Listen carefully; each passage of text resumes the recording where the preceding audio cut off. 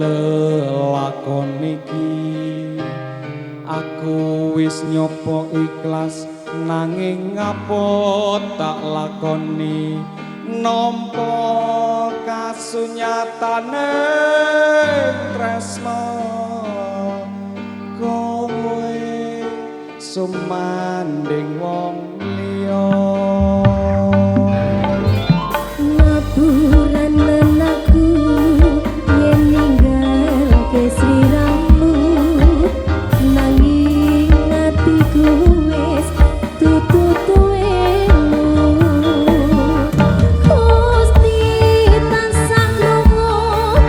apa panyuwunanmu muga kowe enggal entuk gantiku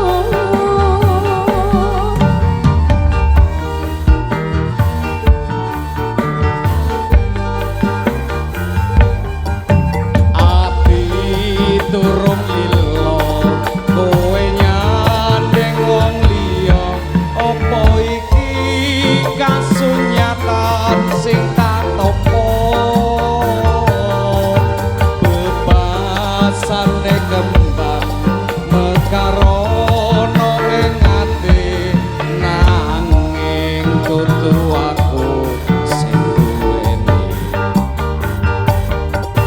wis cukup laleno timbang atimu lara merga rasa tresno ra bisa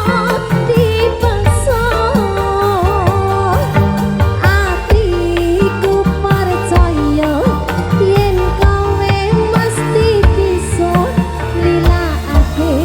aku sumani wong liya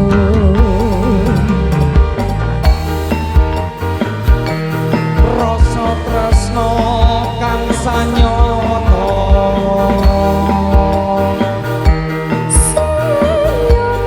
mung sawiji kanggo sira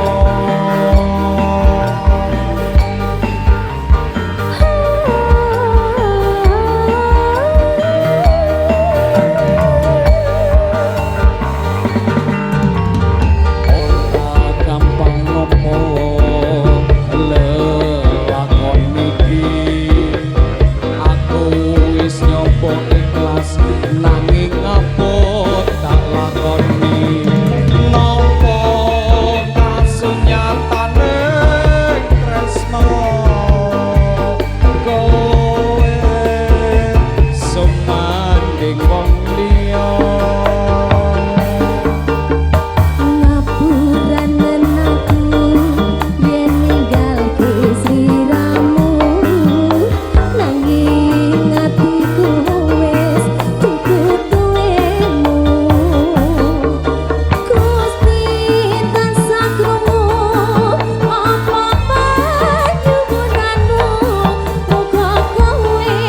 enggal entuk gantiku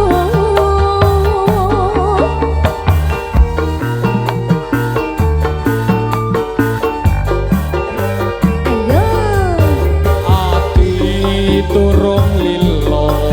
kowe nyandeng wong liya apa iki